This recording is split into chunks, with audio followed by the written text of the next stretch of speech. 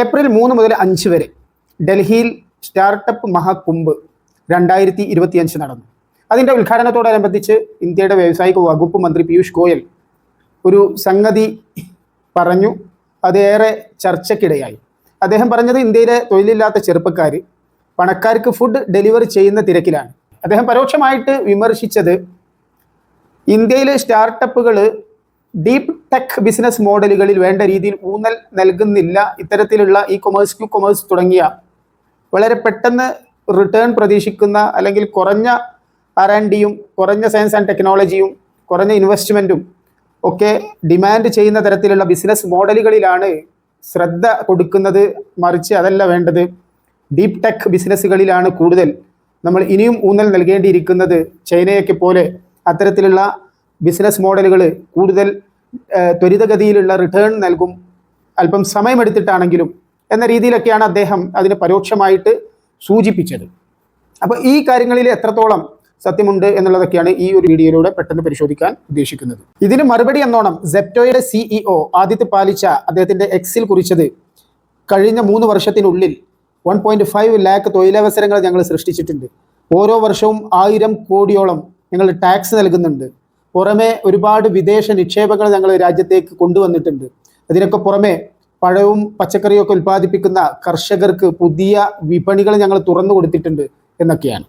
ഇൻഫോസിസിൻ്റെ മുൻ ഉന്നത ഉദ്യോഗസ്ഥൻ പറഞ്ഞത് വിമർശിക്കാൻ എളുപ്പമാണ്, പക്ഷെ മൂലധനം എവിടെ നിന്ന് വരും എന്നാണ് അദ്ദേഹം ചോദിക്കുന്നത്. 2024-25 സാമ്പത്തിക വർഷത്തിൽ സ്റ്റാർട്ടപ്പുകൾക്ക് ലഭിച്ച മൂലധനം എന്ന് പറയുന്നത് ഇന്ത്യയുടെ കേസിൽ $161 ബില്യൺ ആണെങ്കിൽ അയൽരാജ്യമായ ചൈനയ്ക്ക് ലഭിച്ചത് $845 ബില്യൺ. അമേരിക്കയുടെ കാര്യമെടുക്കുകയാണെങ്കിൽ $2.3 ട്രില്യൺ അവർക്ക് ലഭിച്ചത്. എന്തുകൊണ്ട് അമേരിക്കയ്ക്കും ചൈനയ്ക്കും ഒക്കെ കിട്ടുന്ന തരത്തിലുള്ള ഒരു റെസ്പോൺസ് മൂലധനത്തിൻ്റെ കാര്യത്തിൽ ഇന്ത്യക്ക് ലഭിക്കുന്നില്ല എന്നുള്ളതാണ് ചോദ്യം.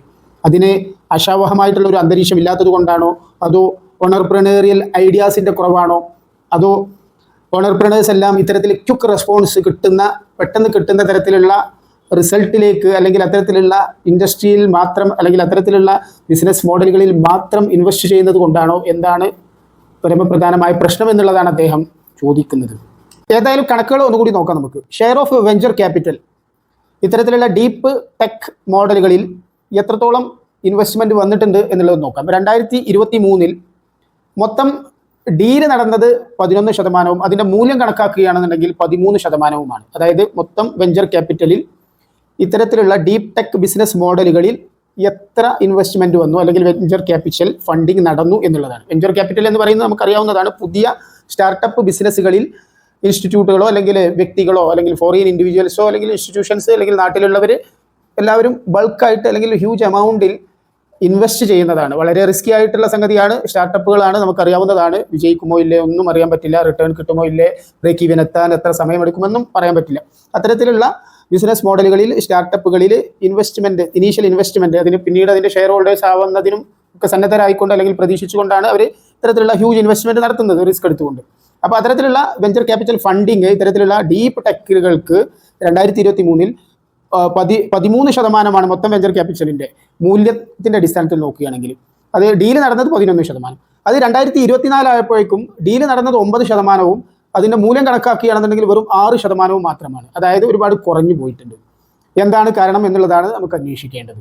വേറെ ഒരു കണക്ക് നോക്കാം. ഇന്ത്യയിൽ നിലവിൽ 117 യൂണിക്കോൺ കമ്പനികളാണുള്ളത്. യൂണിക്കോൺ കമ്പനികൾ എന്ന് പറഞ്ഞാൽ $1 ബില്യൺ മുകളിൽ മൂല്യമുള്ള ഹൈ വാല്യൂഡ് ബിസിനസ് അല്ലെങ്കിൽ ഹൈ വാല്യൂഡ് കമ്പനികളാണ്.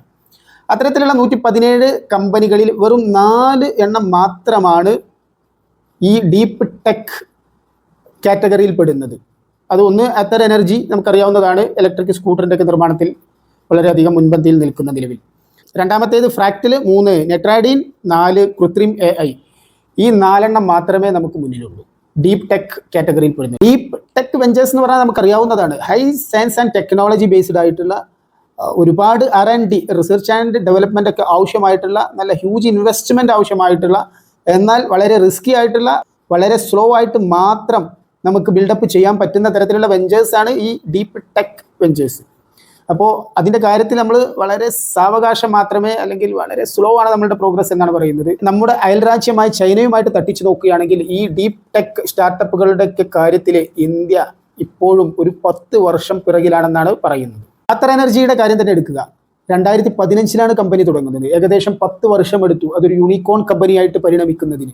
നല്ല ക്ഷമ വേണം, ഓണർപ്രണേറിയൽ സ്കില്ല് വേണം, ഐഡിയാസ് വേണം. എങ്കിൽ മാത്രമേ ഇത്തരത്തിലുള്ള കമ്പനികളൊക്കെ വിജയിക്കൂ. മാത്രമല്ല ഇൻറ്റൻസീവായിട്ട് നിക്ഷേപിക്കാൻ ആളുകളും വേണം. ഇന്ത്യയിലെ സ്റ്റാർട്ടപ്പുകളുമായി ബന്ധപ്പെട്ട മറ്റൊരു ഫാക്റ്റ് എന്ന് പറയുന്നത് ഗ്രോത്ത് അല്ലെങ്കിൽ അതിൻ്റെ വിതരണം ലോപ്പ് സൈഡഡ് ആണ്, അണീവനാണ്. മൊത്തം സ്റ്റാർട്ടപ്പുകൾ ഇന്ത്യയിലുള്ളത് 1.61 ലാഖാണ്. അതിൽ 56.2% മഹാരാഷ്ട്ര, കർണാടക, ഡൽഹി, ഗുജറാത്ത്, ഉത്തർപ്രദേശ് ഈ 5 സംസ്ഥാനങ്ങളിലാണ്. അതേപോലെ തന്നെ ഇവ എല്ലാം കൂടി നേഷൻ വൈഡായിട്ട് ക്രിയേറ്റ് ചെയ്യുന്ന ജോബ് എന്ന് പറയുന്നത് 17.69 ലക്ഷമാണ്. അതിൽ 58% ഈ സംസ്ഥാനങ്ങളിലാണ്. അതിൽ മുൻപന്തിയിൽ നിൽക്കുന്നത് മഹാരാഷ്ട്ര. 3.17 ലക്ഷം തൊഴിലുകളാണ് മഹാരാഷ്ട്രയിൽ ഇത്തരത്തിലുള്ള സ്റ്റാർട്ടപ്പുകൾ വഴി ലഭിക്കുന്നത്. രണ്ടാം സ്ഥാനത്ത് ഡൽഹിയാണ്, 1.96 ലാക്ക് എംപ്ലോയ്മെൻറ്റ്സ്. മൂന്നാം സ്ഥാനത്തുള്ളത് കർണാടകയാണ്, 1.95. നാലാം സ്ഥാനത്തുള്ളത് ഗുജറാത്താണ്, 1.58 ലാക്ക് എംപ്ലോയ്മെൻറ്റ് ക്രിയേഷൻ. അഞ്ചാം സ്ഥാനത്തുള്ളത് UP, 1.56 ലാക്ക് എംപ്ലോയ്മെൻറ്റ് ക്രിയേഷൻ ഇത്തരത്തിലുള്ള സ്റ്റാർട്ടപ്പുകൾ വഴി. അപ്പോൾ പറഞ്ഞു വരുന്നത് ഇന്ത്യയിൽ സ്റ്റാർട്ടപ്പുകളുടെ വിതരണവും വികസനവും ഈവൻ ആയിരിക്കണം, ഈക്വൽ ആയിരിക്കണം. അവ ക്രിയേറ്റ് ചെയ്യുന്ന ജോബ് ഓപ്പർച്യൂണിറ്റികളും എല്ലാ തരത്തിലുള്ള ആളുകൾക്കും, എല്ലാ സംസ്ഥാനത്തുള്ള ആളുകൾക്കും കൃത്യമായിട്ട് വിതരണം ചെയ്യപ്പെടണം. മാത്രമല്ല ക്വിക്ക് റെസ്പോൺസ് തരുന്ന ബിസിനസ് മോഡലുകൾക്ക് പുറമെ ഡീപ്പ് ടെക് ബേസ്ഡ് ആയിട്ടുള്ള ബിസിനസ് മോഡലുകളിലും ഹൈ ആൻഡ് ഇൻറ്റൻസീവ് ആയിട്ടുള്ള ഇൻവെസ്റ്റ്മെൻറ്റ് വരേണ്ടിയിരിക്കുന്നു. അതാണ് ഏറ്റവും സസ്റ്റൈനബിൾ ആയിട്ടുള്ള ഗ്രോത്ത് മോഡൽ എന്ന് പറയുന്നത്. അത് നടക്കുമെന്ന് പ്രത്യാശിച്ചുകൊണ്ട് അതിനാവശ്യമായിട്ടുള്ള എല്ലാ സജ്ജീകരണങ്ങളും സംവിധാനങ്ങളും ഭരിക്കുന്ന ഗവൺമെൻറ്റുകൾക്ക് നൽകാൻ കഴിയട്ടെ എന്ന് പ്രത്യാശിച്ചുകൊണ്ട് ഈ വീഡിയോ ഇവിടെ നിർത്തുന്നു. നന്ദി, നമസ്കാരം.